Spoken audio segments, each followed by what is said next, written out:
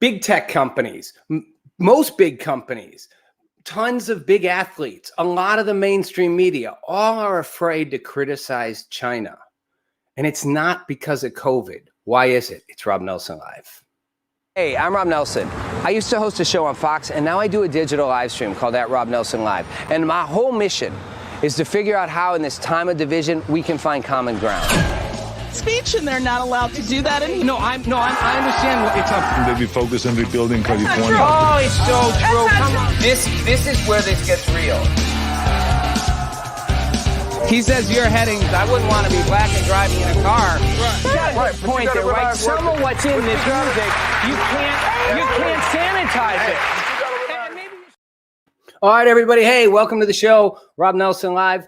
I'm Rob Nelson. You're whoever you are out there. I know who a lot of you are because you interact with me, which I love, on all the social platforms you're on, from Reddit to YouTube to Facebook to Twitter, Twitch, TikTok, although not today, TikTok.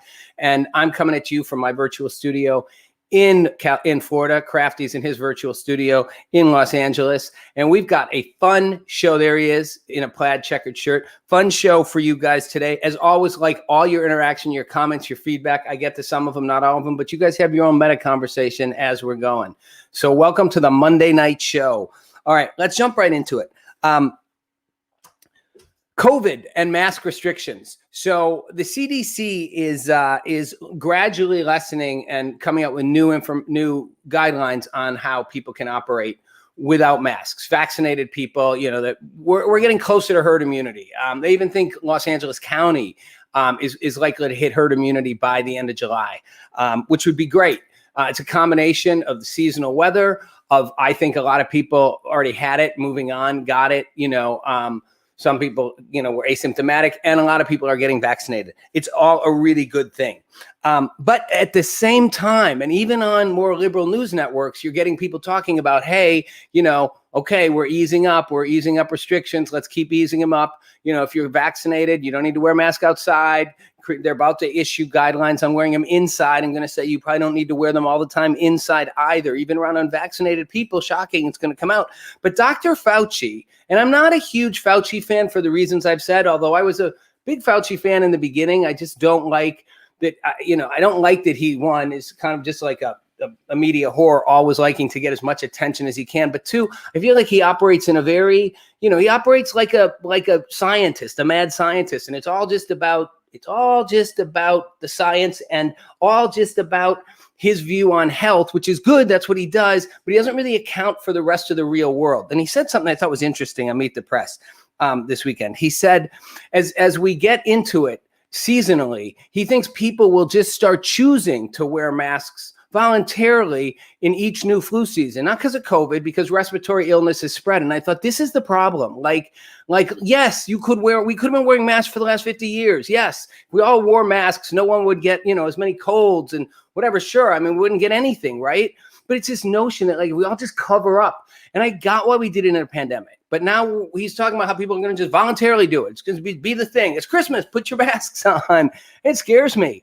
But what scares me more is, how did we become so compliant? And I'm not talking about a legitimate concern about our safety around a pandemic, especially in the middle of it. I'm talking about what some people call hygiene theater, mask theater, people just doing whatever they've been told to do, even when they're told they don't have to do it anymore, and people wiping down their food still when, one, we knew it wasn't transferring on surfaces, but the CDC actually came out officially and said a month ago, you cannot get this thing from touching a surface. It's airborne.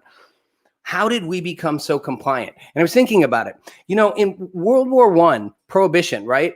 Prohibition was the most unpopular thing you could imagine. They literally banned all alcohol. Think about that. And we forget, they banned all alcohol 100 years ago. You couldn't drink. It was a crime. Drinking alcohol was a crime. They had speakeasies. It started the entire, it kind of built the mobs, trafficking in alcohol, because everyone wanted to drink. There were a few who didn't, but the majority of people didn't like it. Why did they do it? And the reason people said prohibition worked is the government argued it was your patriotic duty. There it is, your patriotic duty to the troops to not be drinking. I don't know what the logic was. I don't know, they thought it would make people not drinking. I never fully understood where it came from, but the messaging was, do the right thing for the country. we need to get rid of alcohol. And I thought, we are pretty compliant.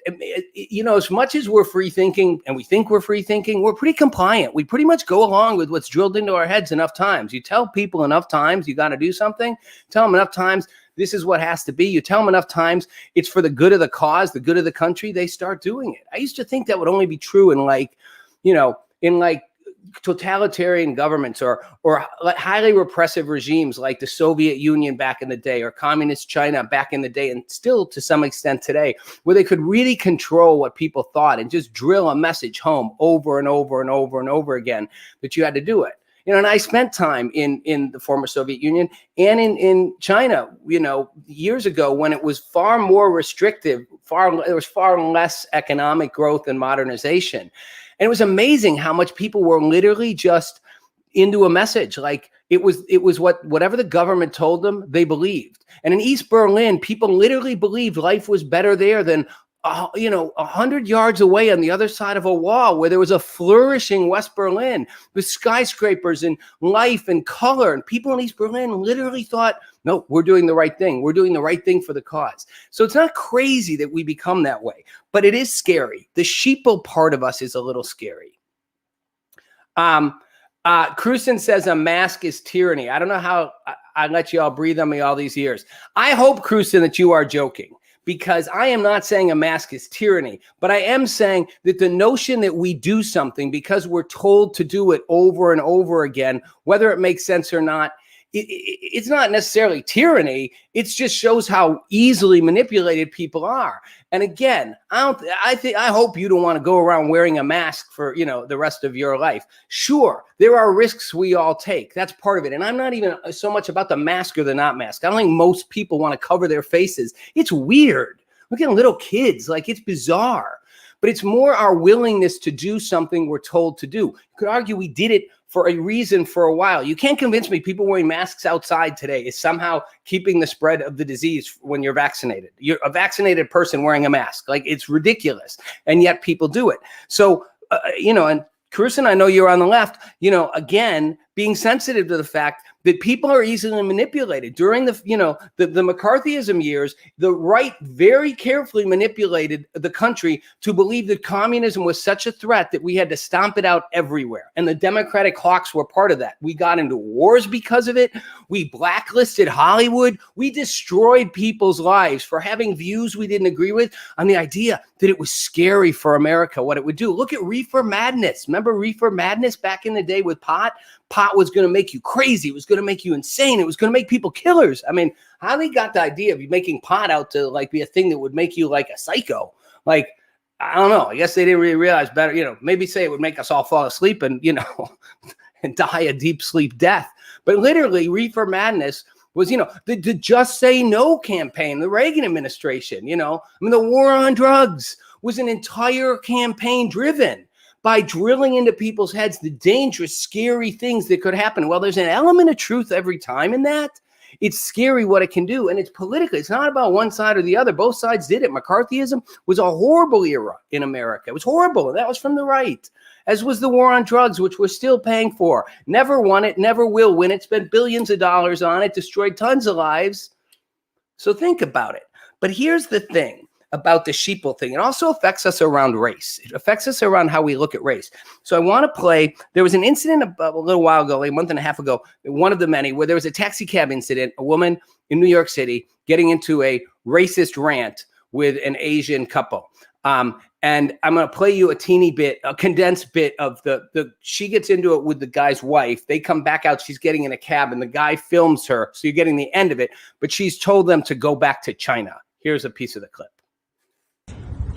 Go fuck you. Did you just say, go back to China, bitch? Is that what you said? You're assaulting me. Is that what you said? You're assaulting me. I'm not touching you. Me. Leave me alone. She said, go back to fucking China, bitch. Leave me alone. Fuck you. Leave me alone. Fucking dumb shit. See, oh, you're gonna cover your face now. You're ashamed. No. You're ashamed. So here's what's interesting about this. It took a while. Nobody knew who that person was until a couple weeks ago. Some intrepid reporter figured out who that person is. The person in the cab is Maura Moynihan.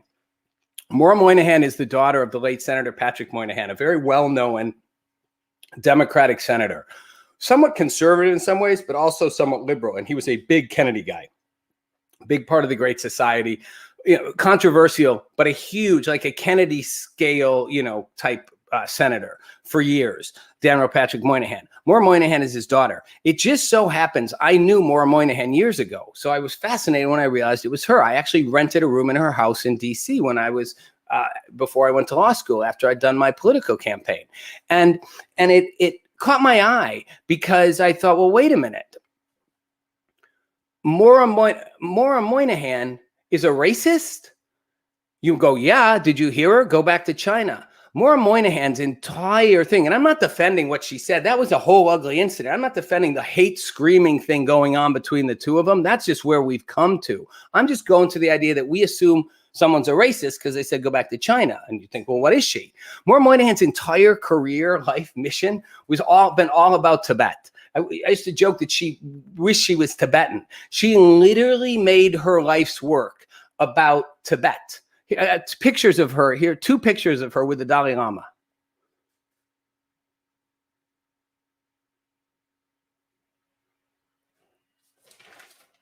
And a second one, and that's with Mayor Bloomberg. So what's the deal with Tibet, and why does this have to do with China? Well, here's the thing, right? Tibet was invaded by the Chinese, Communist Chinese, by Chairman Mao in 1950. With a massive troop presence, they forced Tibet to sign away its independence and admit that China was in charge and ruling them. Subsequently, in the last 60 years or so, 1 million people have died. People are tortured in prison. The Dalai Lama, the one in exile, the one we all look to, the Buddhist leader, entire mission and campaign was about freeing Tibet. He didn't want necessarily Tibet to be like its own country. He's like a middle of the road Mr. Rogers guy. He was like, but give it autonomy, right? Tibet was being crushed by China. And China was ruthless with Tibet. I mean, this is the spiritual leader of Tibet. This is the political leader of Tibet. The reason the Dalai Lama is out of the country is the U.S. government snuck him out of the country so the Chinese wouldn't get him and kill him. He won the Nobel Peace Prize in 1992. China took the number 2, the Panchen Lama, when he was 6 years old, whipped him out of the country, the number 2 spiritual leader, and he's never been seen in 25 years. Crickets on that one. China's repression around Tibet is absolutely horrific. And again, Maura Moynihan hates the communist Chinese. She doesn't dislike Asians. Now, was she right to yell at that person? No. Was she mad at them about something that had nothing to do with anything? Yes. Did she tell the Chinese guy go back to China? And he's Chinese, but he said, I'm from here, was born here. But again, point is, just because you say go back to China doesn't mean you're an anti-race Asian person. You could love Asians. You could also be one. But Maura Moynihan, oddly enough, is no anti-Asian person. She's just not. She might be crazy. She might be messed up. She might be full of anger and hate. She certainly doesn't hate Asians, but she does hate the communist Chinese government. And this brings me to my issue of China. Why can't we say anything bad about China? And before you go, we really can't, if you think about it. And we say, well, it's the COVID thing. Trump said China virus, and it started a wave of anti-Asian hate. I wish Trump had never done that. And I do think Trump was in some ways fueling an anti-Asian sentiment. But first of all, saying the pandemic was from China and saying China's responsible should have been okay to do, but it goes way beyond that. China's influence in the U.S. is astronomical. It's widespread, it's deep, and most of us don't even pay attention to it, and it could cost us a massive amount in livelihood, in autonomy, in economic power as we move forward. China's simple goal is to be the most powerful nation on earth, and they are an authoritarian regime. But their influence in the U.S. is vast. China, and particularly in several areas, the entertainment market, which is and news media, which is so pervasive in terms of where we get information. China is the second biggest film market after North America, and it'll be the first by 2025. It'll be worth $27 billion in sales, right? Universal Beijing Resort is Universal's biggest, most expensive resort ever. Universal's owned by Comcast. Comcast and is partnered with 5 Chinese state-owned companies in the project. Well, Comcast also owns NBC, MSNBC, and CNBC. Think there's no connection? Think they don't put any pressure on the media outlets for what to say or do? Comcast, Disney owns ABC. Shanghai Disneyland, You know, it's a huge Disney investment, and they're partners with 5 Chinese state companies. You know, Tom Williams, who's the CEO of Universal Parks, said, "You don't start talking about the leadership in China. You'd be crazy to bring up Hong Kong and Taiwan. You just focus on what you're trying to do." He's just admitting it. We don't go down that road. The Chinese will slam the door. The NBA is a great example. In NBA, CNN, which is owned by Time, AT&T, and Warner Media, Warner owns NBA TV. And after a tweet from the Houston Rockets general manager in 2019, in which he defended Hong Kong, came out, NBTV in China suspended all broadcasts. Daryl Morey, put that back up, Crafty. Daryl Morey tweeted, the tweet's been taken down. "Fight for freedom, stand with Hong Kong." I won't get into the details, thanks, Crafty, but those of you who followed it, Hong Kong, you know, was trying to hold on to some of its autonomy, some of its independence, and China slammed the door on that. There were massive demonstrations for weeks and weeks during the whole COVID stuff while BLM was happening here. And Daryl Morey, the GM of the Rockets, just said, stand for freedom, stand with Hong Kong. The blowback was massive. Massive. The Chinese stopped working with the Rockets. Chinese state television suspended all broadcasts. They canceled NBA Cares events. The Nets owner, who's also a co-founder of Alibaba, a Chinese company, put out a huge post saying 1.5 billion Chinese people stand behind China, and all this defense of China. Daryl Morey, the GM for the Rockets, who merely said, A, a political statement, which you should be allowed to say, but 2, one that stands by our principles, retracted what he said. He said this in 2 subsequent tweets. "I did not intend my tweet to cause any offense to Rockets fans and friends in China. I was merely voicing a thought based on one interpretation of one complicated event. I've had a lot of opportunity since then to hear and consider other perspectives." And then he went on to say, "I've always appreciated the support our Chinese fans have provided. I hope they know offending or misunderstanding was not my intention. My tweets in no way represent the Rockets or the NBA." Okay, so here's the thing. First of all, it's not one interpretation of a complicated event. It's pretty straightforward. The Chinese don't want Hong Kong to have the autonomy it's trying to have and was allowed to have when the agreement was made with Britain 30 years ago. And they're going to stomp out any independent voice that's too powerful. It's not really complicated. You can side with the authoritarianism or you cannot. It's pretty simple. But why did he do that? Because the backlash was massive from within the NBA. The owner of the Rockets then tweeted this. "Listen, @D Morey does not speak for the Houston Rockets. Our presence in Tokyo is all about the promotion of the NBA internationally, and we are not a political organization." Okay, okay, good. Doesn't speak for us. We're not political. We're just about basketball. Oh, this was in 2019, guys. This is the end of 2019. Got a couple pictures here of the Houston Rockets last year. Not political. Now, I mean, that's Russell Westbrook, James Harden, who no longer play for the Rockets, but they did last year, kneeling for Black Lives Matter. And then the NBA bubble, where the entire season went on last year, is this. Whole new game, Black Lives Matter. So the notion that it's not political, and thanks, Crafty, that the NBA is not political, is just kind of a joke. Of course it's political. And this was all about money. My issue really is less about what the NBA did or didn't do. They're just following the dollars. Top Gun, Maverick, they removed any reference to Taiwan at the request of the Chinese. Looper, the movie, they added in a line that China is the country of the future. China cultivates state and local U.S. politicians, uses high prestige lobbyist firms and PR firms to do it. They monitor student groups within the U.S. through Chinese student organizations to stop anything that's anti-Chinese on campus, not racist, anything that's negative to the Communist Party. They basically coerce U.S. companies. You don't get access to the Chinese market unless you agree. And every company will tell you this. You got to stand by their position on Taiwan and Tibet. And, they misappropriate technology constantly. They use espionage. They use theft. They force, you want to do a JV with them, you have to share your technology transfers with them. The Chinese are like vicious in their determination to take over. Yeah, see, Disney partnered to China firsthand on their sets. Absolutely, it's true. I mean, the pandering, and my point is, the pandering is because China will silence all things that are negative to China. They will not allow it out. They will not allow you to to mess with their narrative. And we're all buying into it. You think everything you're hearing, and it's where I come back to the pandemic. I don't care about, the pandemic started in China. People should be able to say that. Is it going to make some people anti-Asian? Probably. Some people already are anti-Asian. If the pandemic had started in Germany, we would have said it was from Germany. If Donald Trump had started the pandemic with one of his wacky things he was doing, the entire world, including most everyone in our nation, would have said the United States started the pandemic. Donald Trump started the pandemic. He should be tried for crimes against humanity. And yet with COVID, you can't say China started it. You can't say it's a virus. Again, forget about the China virus. I don't care what words you use. China started a pandemic, which they covered up.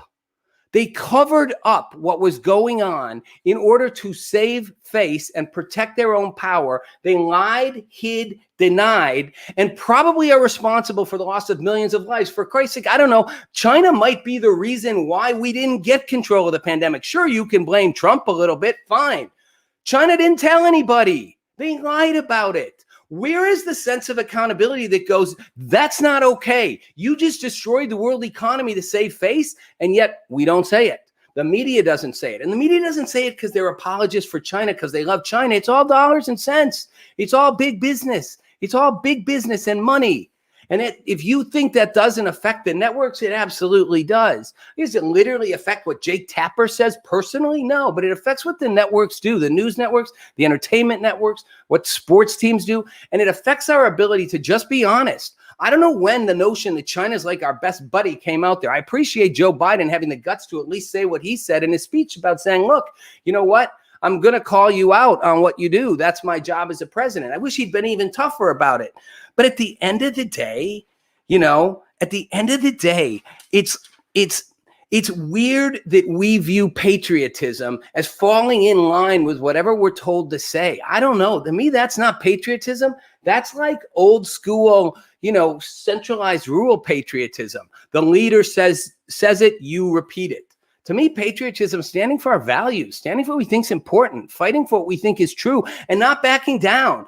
China's behavior in Hong Kong and Tibet is atrocious. We should all be opposed to it. The same way we're opposed to racism in America, the same way we're opposed to police brutality in America. Will China grow rich before it grows old?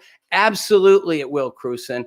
I know China's population is an issue and their one-child policy and all that, but China's power, guys, you underestimate China's power. China has been doing this for decades. When I was in China in the late 80s, they were already doing this. I knew lots of young up-and-coming intellectuals. The government was on a mission, and they looked at us as pawns. U.S. will eventually eat itself. Its materialism, its short-sightedness, its unwillingness to stand on principle will fundamentally eat itself. We're in for the long game. We'll surpass the U.S. And if you think when China surpasses us, they'll be nice, they won't. Any more than they're nice to people in their own country or in the areas they control who don't do what they're told. I'm not saying they're literally going to come invade us, but the modern day era invasion is no longer just about putting troops on the ground. It's about controlling the media. It's about controlling what you hear and see and think. It's about controlling the dollars, the economy. And that's a real threat. And on the left, people like Bernie Sanders understand the threat of China as the same way as someone like Donald Trump did. It's probably one of the few things I can say Donald Trump did 100% good was go after China. No other president has. No other president, not even Reagan, no other president. After Nixon opened the doors in 72, no president's been willing to really stand up to China. We better stand up to China because China is betting we won't do it. Switching gears a little bit. But I'm going to stick on this idea of people in the working party. Am I saying money shouldn't be free speech, Cruzen? I think you're maybe referencing people being able to buy their campaigns, but I am not. Look, I'm going to wrap this back up a different way. If you want to argue big money and big moneyed interests should be free to do whatever they want, go ahead. I'm okay. Let them do what they want, but then let's us call them out. Let's us call those entities out. Let's not remain silent. Let's not pretend that the NBA somehow is noble and just being about sports when it refuses and when one of its own top execs says an honest, fair comment and they have to silence it, censor it, backtrack the whole thing. Let's not pretend they're not political because they're political when they want to be and they're political for dollars and cents. Okay, so 2017, Trump put a cap on what's called the SALT tax. It's the state and local tax deduction, the SALT tax deduction. It's a deduction you are allowed to take from your state and local taxes. And Trump put a cap on it in his tax reform of $10,000. It's the most you could take out of your state and local taxes, deduct $10,000 from your federal taxes. Who does mostly affect? Obviously, rich people, because how many people are deducting $10,000 from their state and local taxes? Mostly rich people, above $10,000. Well, it's $89 billion in 2021 alone in tax revenues for the federal government. That's how much money that cap is keeping coming in, because if they lift the cap, then all that money is deducted. So it's $90 billion a year. And they're thinking of lifting the cap. Now, this literally could imperil Biden's tax plan 100%, right? I mean, you lift that cap, it's a disaster, right? And of course, Republicans and, rich Republicans want to lift the cap, right? They want to give rich people the ability, like you, it's your money, do what you want. You don't have to give it back to the government. So they're going to imperil Joe Biden's tax plan, his infrastructure plan, everything, $90 billion 1 year alone. Except it's actually not Republicans who are doing it. It's Nancy Pelosi and Chuck Schumer. It's Democrats who are trying to lift the cap. And I'm going to get partisan here, not because I care the right or the left, because I hate hypocrisy. Why are Nancy Pelosi and Chuck Schumer trying to lift a cap on a deduction to your state and local taxes that only benefits rich people? Because they live in high cost of living, high tax states. Big blue states have high cost of living, high taxes. And the wealthy people in those states are pissed. And they don't want to pay more in taxes. So they want to be able to lift that cap so they can deduct more in taxes. AOC said you shouldn't be holding infrastructure hostage over this. Personally, quote, I can't stress how much that I believe this is a giveaway to the rich. You'll hear, if you watch certain media outlets, you'll hear Democrats saying, no, this is for working class people in our community. How many working class people in your community are deducting more than $10,000 in taxes from their state and local taxes? Top 1% get 57% benefit if they repeal that. The top 20% of income earners get 96% of the benefit of lifting that cap. This is a benefit to rich people. And rich people are Democrats and Republicans. Democrats in high tax, high cost of living states want that lifted so that they can get more tax breaks for their constituents, their rich constituents. And this is supposed to be the party that is all about the working class, about the people. It's such hypocrisy. One, it's $90 billion. Joe Biden hasn't jumped on board it yet. I'm proud of him for that. But you can see the thing shifting, like Pelosi and Schumer want it through. Progressives are getting their agenda stuffed up their butt over and over again so far. Jonathan Swan, Axios, does an interview with Bernie Sanders. I'm going to play you 2 clips from it about Democrats and working people. The first one's about the SALT tax. Let's play it, Crafty. Biden didn't put it in his plan, but Schumer and Pelosi want it, and a few others want it, is restoring this state and local tax deduction, the SALT, which is a tax break for rich people in blue states. Yep. You don't support that? No. What do you think if Democrats bring that back? It sends a terrible, terrible message. You have got to make it clear which side you are on.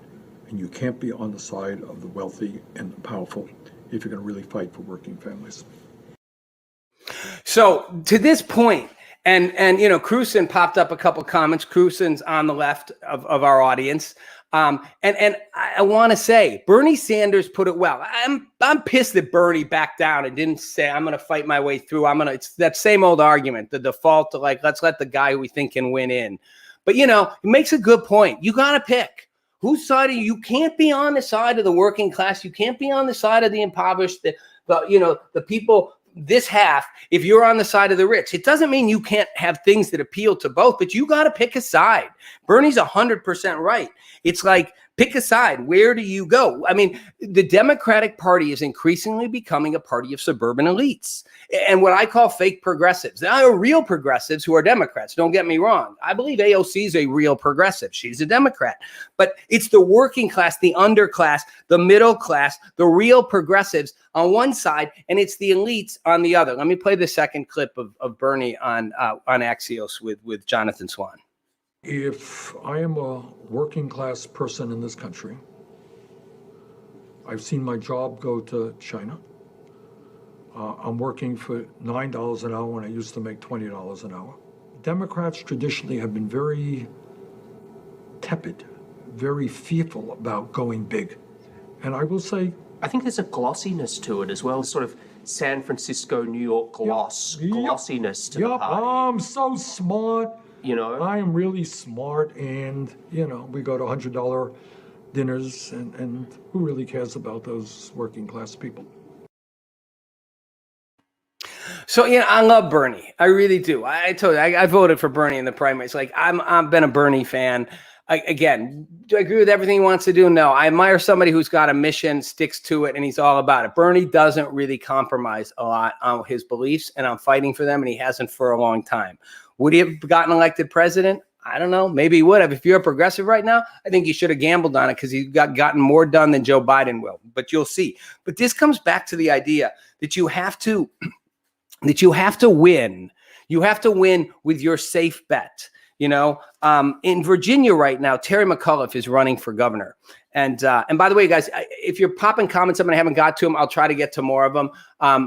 A little esoteric right now with some of this stuff. I don't want to get too in the weeds in the politics, but I think this is all really important to understand the shift that's happening right now in the Democratic Party. We've talked about the shift in the Republican Party. I've talked about the shift in both parties. Democrats are facing a real come to Jesus moment. So Terry McAuliffe, who's former governor of Virginia, is running again. And it's become a big issue in Virginia because he's running against two black women, Jennifer Carroll Foy and Jennifer McClellan. They're called the Jennifers. One's a former senator, state senator. McClellan's a state senator, former state senator. Foy is a former state assembly person in Virginia. And a lot of progressives have come out and said Terry McAuliffe has a white savior complex. He's the only one who can beat the Republicans. And it's a repeated argument you see. Terry McAuliffe is going to win. Terry McAuliffe is a fundraising maven. He's way ahead in money, like 20 times ahead in money. And he's managed to bring a lot of people, even like, the Senate President Pro Tem, who's black and is a leader of the black political establishment in Virginia, is one of his co-chairs and said, he's the comfort level. He's the one that can win. We want to win. We don't want to lose to a Republican. It's interesting. I knew Terry McAuliffe when I was doing Lead or Leave. He chaired my political advisory board. And Terry was shrewd. He was a massively good fundraiser, although he was raising money for me. And one day he couldn't raise any more money for me. And I'm like, Terry, come on, can't you go ask some big donors to give us some more money? And he's like, I am. I'm like, well, tell him the president wants you to do it, which is a bit of a stretch. But he said, I already told him that, Rob. It's like somebody else is telling him no. Inside story, but that was how much George Stephanopoulos hated my guts and wanted to stop my political movement, which was an independent, nonpartisan, stick to our guts because we wouldn't cave and become a little puppet of the Democratic Party in the White House, which is what George wanted. So, Terry was a guy who was a pragmatist, and he became governor.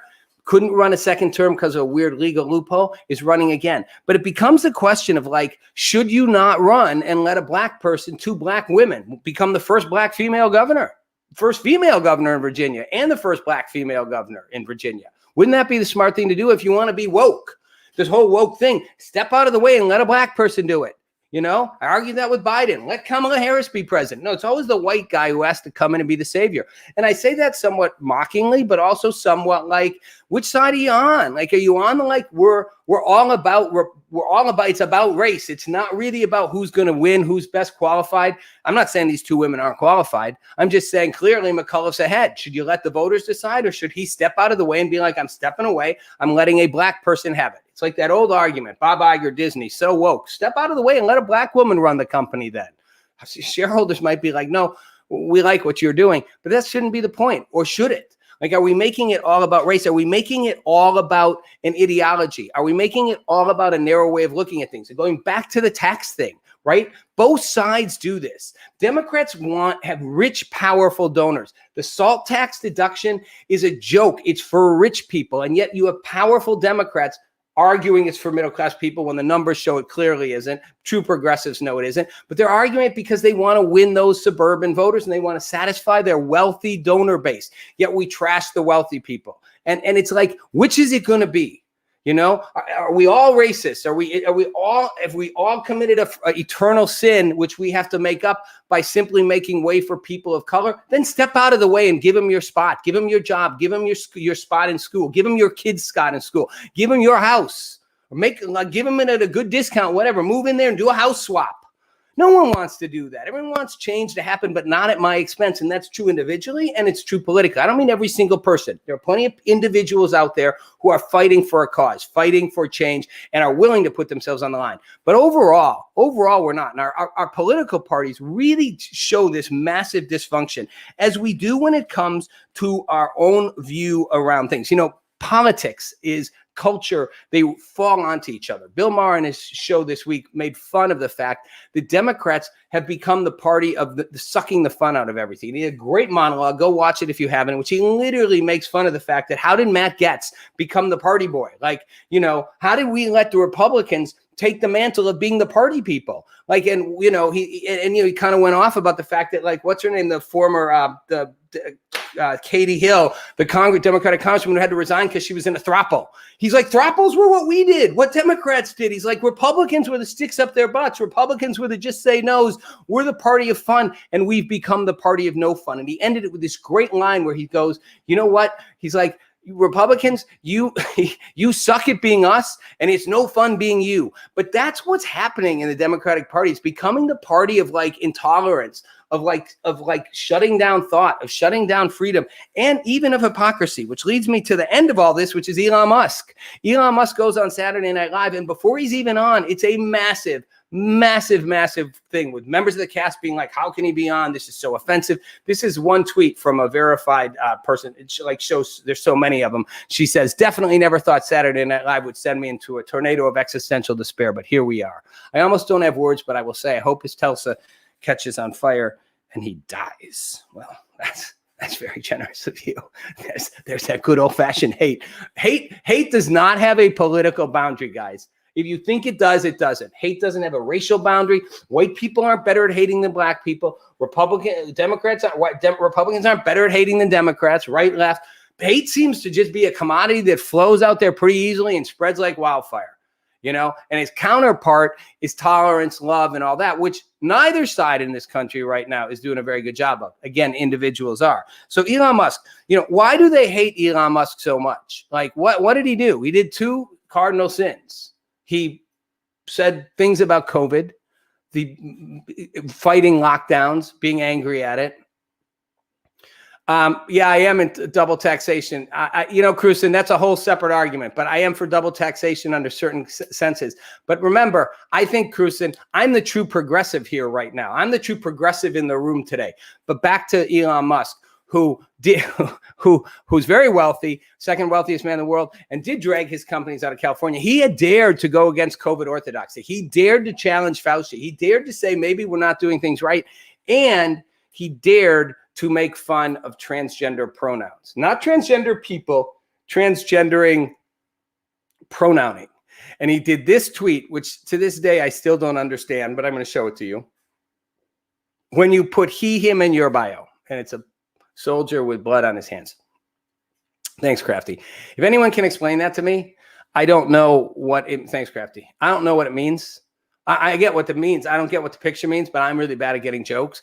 But people went nuts. How dare you make fun of people with their pronouns? And to me, it's like, okay, who cares? And he said, I'm not anti-trans any more than you're not anti-trans if you're Caitlyn Jenner and you think that former boys who trans to being a girl shouldn't compete in sports. How is she's anti-trans? She is trans. Was she self-hating?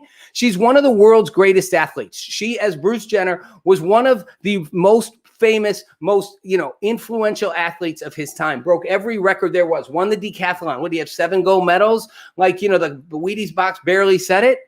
Right? If anybody could say, you know what, I did transgender to become a woman. And let me tell you, anybody like me should not be able to become a woman and compete against girls because those girls will never win. No girl will ever beat Bruce Jenner back in the day. I don't care how good she is. I don't care how athletic she is. Just won't happen. Doesn't make him anti-trans. Doesn't make Elon Musk anti-trans, but he said that and he gets blasted. Grover Cleveland should be asked apprehensive fly. As always, we should ask Grover Cleveland. That may become one of our show mottos. Let's ask Grover Cleveland. And I'd love for Krusen, who's been really commenting a lot on this, to tell me what he thinks Grover Cleveland would say. But to Elon Musk, I'm getting all distracted. Elon Musk went on Saturday Night Live, and I've got a clip of what he said. I'd first like to share with you my vision for the future. I believe in a renewable energy future. I believe that humanity must become a multi-planetary space-faring civilization. Those seem like exciting goals, don't they? Look, I know I sometimes say or post strange things, but that's just how my brain works. To anyone I've offended, I just want to say I reinvented electric cars and I'm sending people to Mars in a rocket ship. Did you think I was also going to be a chill, normal dude? Okay, so he's horrible. I mean, his performance. He does have Asperger's, doesn't like to make eye contact. He's not good at the monologue thing. He does have a monotone voice thing, and not about that. And by the way, you know, he mentioned Dogecoin, which he calls himself the Dodge father. If you know what Dogecoin is, it's a cryptocurrency and a blockchain currency, and it tanked because he called it a hoax. It fell 50%, which, you know, is rather funny if you think about it, because it literally dropped. Dogecoin went from like nothing up 12,000% in 3 months, and it dropped in half. Then it bounced back up just from him saying it, which shows you again how easily manipulated people are. It's like he's kidding. He's making a joke. He doesn't really think it's a hoax. He basically started it. But that's where people go. But my bigger point with Elon Musk is, you know, Bernie Sanders said, what happened to people we need to be thinking about doing big things. And you could argue some of Biden's plans are big things, you know, whether you agree with them all or not, they're ambitious. I think not always ambitious in the way they need to be, but there are ambitious things he's trying to do. But Elon Musk's an ambitious guy. I mean, he wants to get us in space and on Mars, and he's putting people in space. And yes, he did reinvent the electric car. Back in the day, you didn't know who Elon Musk was. You know, an old friend of mine, Chris Payne, actually made the movie Who Killed the Electric Car. That's where Elon Musk came to life. You know, he's kind of Iron Man in real life. And yet he's hated for having views that don't fit the orthodoxy. He's a libertarian. He's not a Republican. He's not a Trumper. He's also not a left-wing, you know, woke person either. Is he progressive? Some ways, yes. You know, Telsa has the highest rating of any company for an LGBTQ worker. You know, like there's an index that an organization put out, the Human Rights Campaign, HRC, very well known, obviously HRC. Telsa, number one place to work if you're LGBTQ. But Musk hates trans people because he made a joke about he, her pronouns, or he, him pronouns, or pronouncing period. Like, we've become so absurdly obsessed with the wrong things, with people saying things that don't fit the narrative, with people making a joke, with people doing something that appears slightly biased or insensitive, when we're all biased and we're all insensitive, and we heap it into these big categories, and we divide, and yet we miss the larger mark, which Bernie's hitting at. The Democratic Party does have a reckoning to do. Is it going to be the party? Is it going to be the party of the working people and the middle class? Is it really? And thus the progressives, but there's room for progressives and center in there. Or is it not? The same reckoning the Republicans party's facing. And I'll tell you something, Republicans are making a run for the middle class. And on the left, you better watch out, because right now your mainstream politicians aren't getting it. You know, the left side will. So where do we come down with all this? You know, what kind of a world are we walking into? I actually like Elon Musk. I like a free thinker who's visionary and creating things and wants to create a sustainable planet. To me, that's important.